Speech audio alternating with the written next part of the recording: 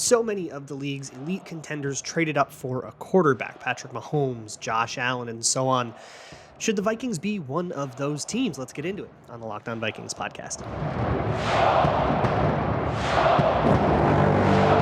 You like that on 3, 1, 2, 3, you like it! You are Locked On Vikings, your daily Minnesota Vikings podcast, part of the Locked On Podcast Network, your team every day. What's going on, everybody? Welcome to the Locked On Vikings podcast, part of the Locked On Podcast Network, your team every day. As always, I am your host, your pal, and the kid you copied off in math class. My name is Luke Braun. You can find me on Twitter at Luke Braun NFL. Show is on Twitter at Locked On Vikings. You can also find this show on Amazon Fire or Roku. Just download the Locked On Minnesota Sports app. And thank you so much for making Locked On Vikings your first listen of the day each and every day. Today's episode is brought to you by Ultimate Football GM. If you've ever dreamed of becoming an NFL GM and managing your football franchise, then this game is definitely for you. To download the game, just visit ultimate-gm.com or look it up on app stores. Our listeners get a 100% free boost to their franchise when using the promo code LOCKEDON in all caps in the game. So today on the show, I'm going to spend most of it talking about Anthony Richardson because I think he'd be the guy that you do this for if you're going to do it. But first, we have to talk about the logistics of trading up for a quarterback in the draft or trading up for anybody, right? And the Vikings sit at pick 23 right now.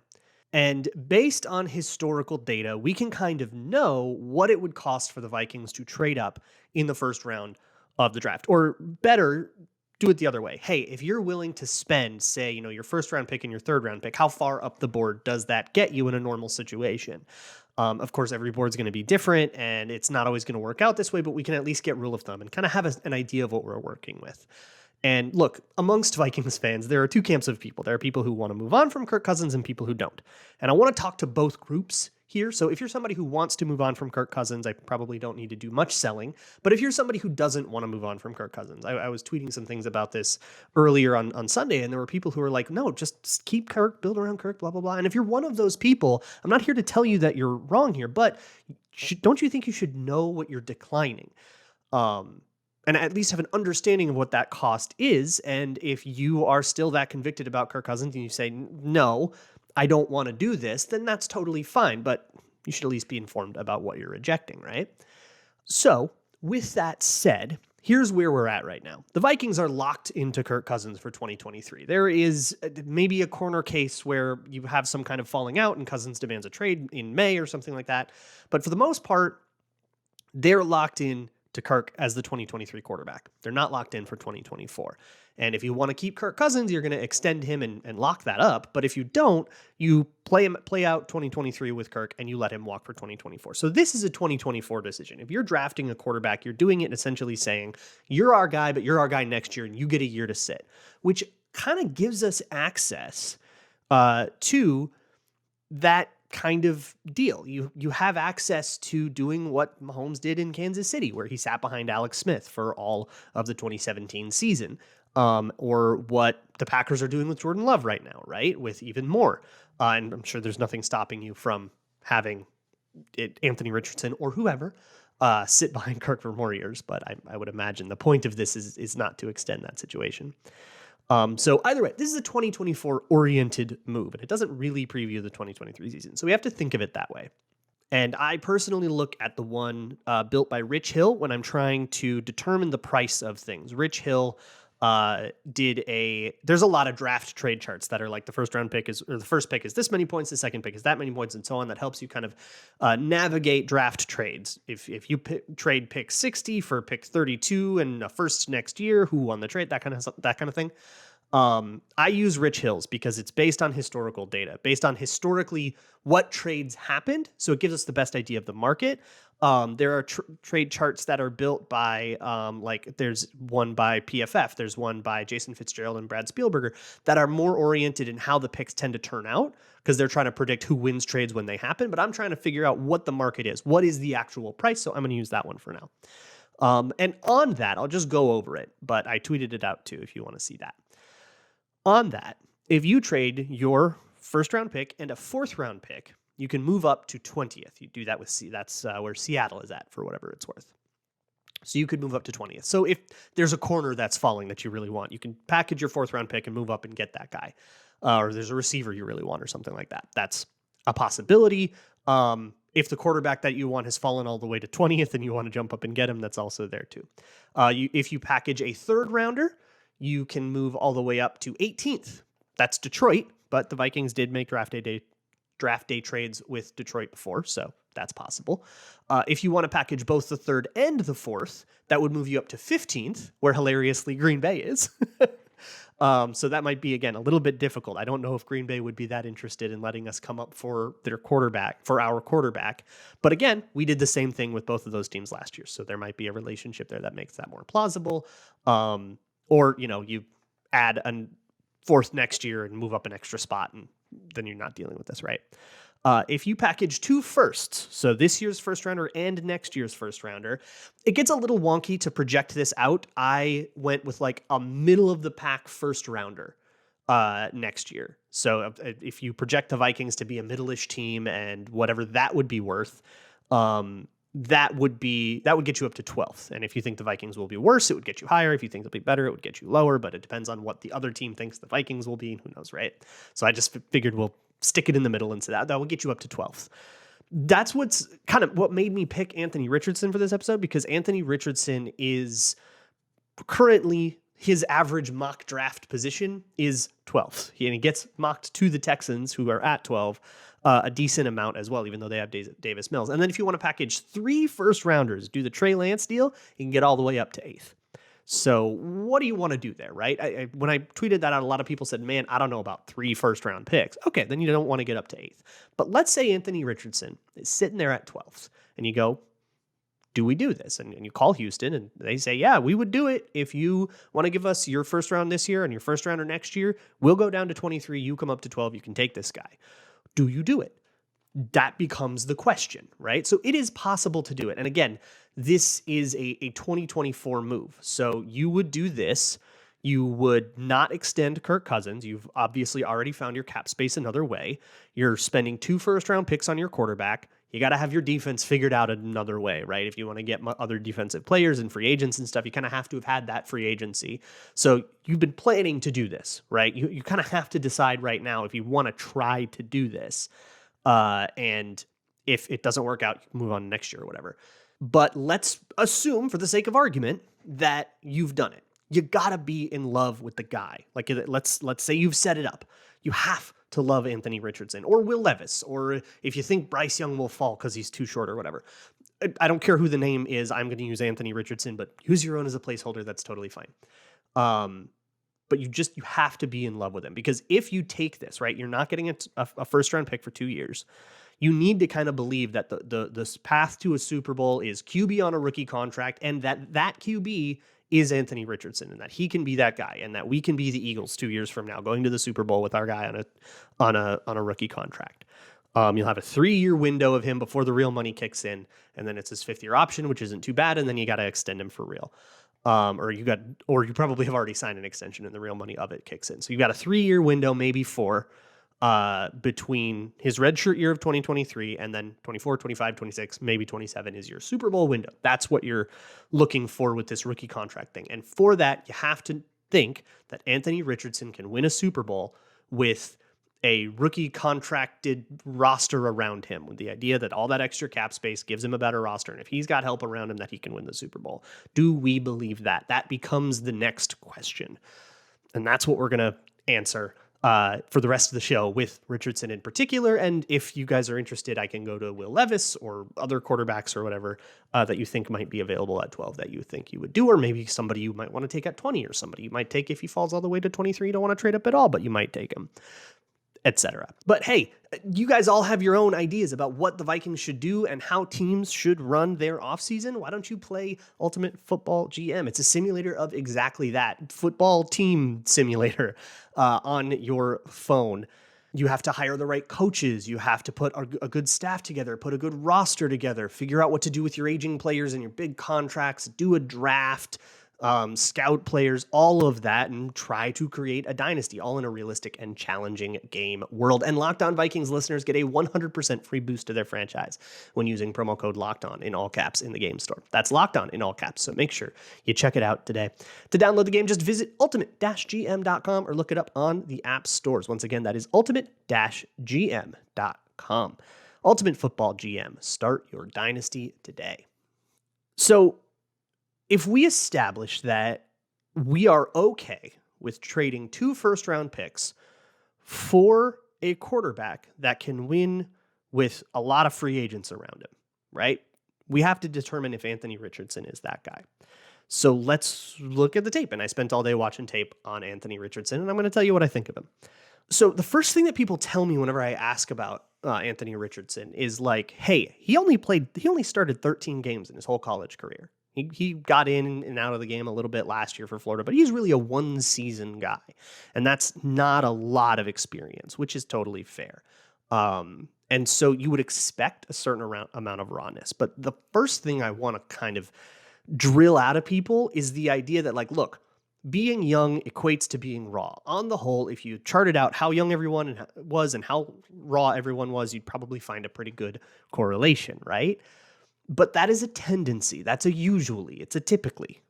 And inherently, youngness is not a trait that is going to lead to bad play. It just correlates to it usually. That lack of experience is that you don't start a game 5 points in the hole because your quarterback is too inexperienced, right? The idea is that it comes with traits that typically are bad. But we can look and see, does he actually have those traits? We just look at the tape and see if those things show up. And some do, some don't with Richardson. But I think to look at him and say he's very talented but raw and kind of have that be it is really incomplete, which is what I had been saying. And that's why I wanted to go in and have a more complete idea of who he is. Perhaps the best example is the one read and go thing. That's what a lot of people say that about Richardson, that he's one read and then he takes off. And I really don't think that's true. There are a lot of examples just in the few games that I was able to get my hands on of him going through an entire progression. And now you can agree or disagree with whether or not he made the right decisions, whether or not he should or shouldn't have come off something. And he does play a lot of hero ball. He does, kind of have a lot of like the Josh Allen arm arrogance thing, which is not necessarily a bad thing if your arm can cash the check.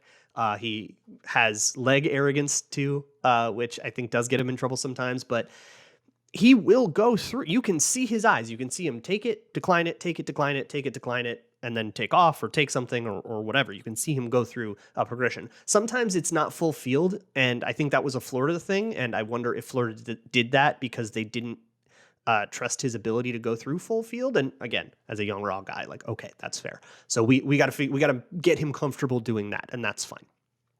But visibly, you can see him go through progressions often enough where, like, I see that he can think fast enough, and I think I can install whatever I want with him. Like, I'm not worried about it.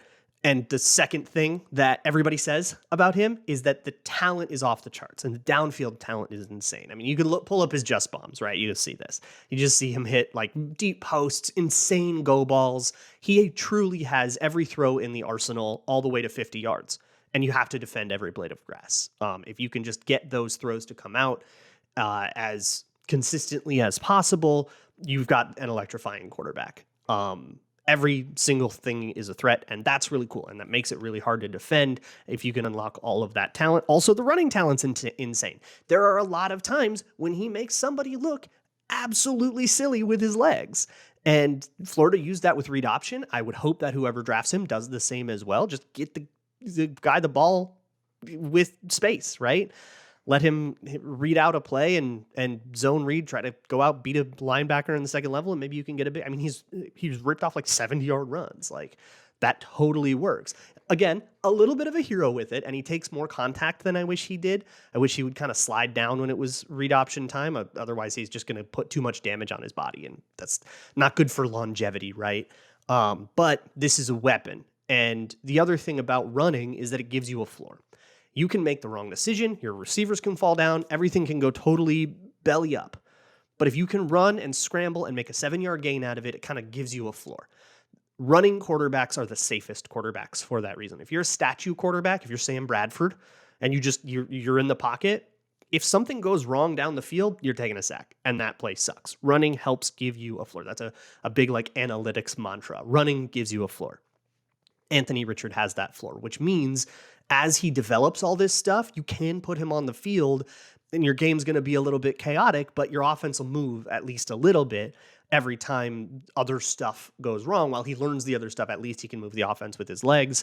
It's kind of where the Bears are at with Justin Fields right now. Justin Fields didn't come out as a one read and go quarterback. He became one because the Bears broke him. But Anthony Richardson isn't one. And for all the stuff that you wish he did learn, he does have tools to make production happen in the meantime. And that's really big, the way I evaluate anybody in the NFL draft. Okay, you've got to learn this, but can you be useful to me in the meantime? Because I can't just sit here and bench you and use a roster spot on you and a big draft pick if you can't do anything for me right away. Can you do special teams? That matters a lot on day 3, right? You can be a special teamer in the meantime, and we'll see if you learn, how to play proper safety or whatever. Anthony Richardson can be a quarterback in the meantime that does something for you. He's got just enough juice to do that, and then as he develops, you hope it's kind of all uphill from there. But let's talk about the pocket presence thing a little bit more. People like and don't like his pocket presence like evenly. I am not huge on it. I think he bails a little too often. I think his first instinct, as a quarterback, your first instinct shouldn't be to break the pocket. It should be to save the pocket. And the best pocket presence guy, like Joe Burrow is phenomenal at this. Mahomes is phenomenal at this. Is to save the pocket, to just dance around. It's way easier to take one step and reset and fix the angle that your O-lineman lost, and force that defender to come back through that offensive lineman because you moved behind him again. Way easier to do that than it is to roll out and now you're throwing on the run and maybe across your body. And it's weird. Anthony Richardson has a great throw across his body rolling to the right. He's incredible at it. And Florida made plays about it. They had that play planned because he's so good at that throw. Even though you're told you're never supposed to throw across your body, Anthony Richardson is allowed to. He can do that. Go for it. But that's still way harder than throwing off of a clean base in the pocket if you can rescue that pocket. Watch some Bengals games. You will see Joe Burrow do this really, really well. And Anthony Richardson has done it. There are times on his tape of him doing it. It's just not his first choice. And so I would want to kind of make his instinct to be to save the pocket instead of break the pocket. But when he does break the pocket, you don't want to get it totally out of him because there are times where he just sees a lane and he takes off and it's a touchdown. And I don't want to lose that. So how you teach him, you've got to be really careful with what you teach him about this. And maybe he is just a guy that breaks the pocket all the time. And that's the game you play and you just kind of live with it. And I think that's totally valid. The next thing I want to talk about is maybe the biggest issue that I have with Anthony Richardson. The biggest thing giving me trepidation about possibly going up and trading 2 first-round picks to get him, essentially. Spending 2 first-round picks to acquire Anthony Richardson. Because everything I've described so far is a package that I think is absolutely worth that. A guy that can be something for you in the meantime, has all kinds of oodles and oodles of talent, sky-high ceiling, and you can see a pretty feasible path for him to realize that potential. But there are consistency and accuracy issues, and I want to try to speculate as to why that is. That's the next thing I'm going to do. So Richardson's so interesting because depending on which games people watch, they'll have wildly different opinions on him. If you just watched him in September, you probably think he stinks. And if you just never watched another Florida game after that, you probably think he sucks. But if you flicked on college football in November and only watched his games against Georgia, his games against LSU, his game against South Florida at the end of the year, if you only watched those, you might be wait, why is this guy falling out of the top 10 of the draft? This guy should be the most electrifying quarterback in the draft. And that's really interesting, right? Because what's the story of that? And that's where resources that I don't have, but teams do have, can kind of help them be way more right about this kind of stuff than I'll ever be. Because they can just go ask and be so did he just really get better? Or did the defenses get worse? What's up? Quarterbacks coach at Florida? You can just call that guy if you work for the Vikings. I don't. So I have to kind of leave that as an unknown. But it is nice to see generally that he kind of got better as the year went on, especially for somebody who's inexperienced. That's nice. when things were rough, I think I watched the Kentucky game, and I was told that there are other games that are kind of like the Kentucky game. So I figured that, okay, I got a good one. That was one of his bad games. It was week 2 of the college season against Kentucky, and he played pretty bad. And really what happened was he had one rollout where it was just a little like keeper flash. Vikings run it all. Every team runs it all the time. You know, the stupid little dump off to Johnny Munt kind of thing. But it came out really low on him, and defensive end picked it up, batted it down, caught it, picked it off, and then it was the other team's ball at the 10-yard line. It was a total disaster. And that happens. I'm not going to hold that too much against somebody scouting wise, because like whatever, like it's unless it's happening to you like a lot, that as a one-off, I'm not going to freak out about it. But what happened for the rest of that game was a lot more concerning, that he really let that one get to him. And you could see he was rushing his process a little bit more. He was forcing things a little bit more for really the rest of that game.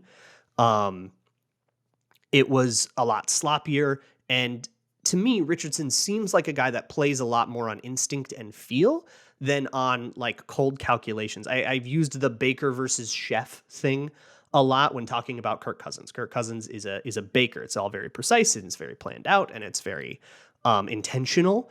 And somebody like Josh Allen is a chef where he's just like vibing. And Anthony Richardson is a chef. And the thing is, there are pros and cons to both sides. And when you're a chef and you lose the feel for it and you're not hooping anymore, then you kind of have to be a baker. And if you can't be a baker, if you can't feel it and you need to feel it to play, then you can't play. There's that you can really take that to the bank, huh? Was that vague enough? But with Richardson for the rest of that game, you could see it happen where he wasn't really, he was like hesitant to throw it to somebody he usually would throw it to. He was hesitant he would take off, but he would like hesitate about it a lot.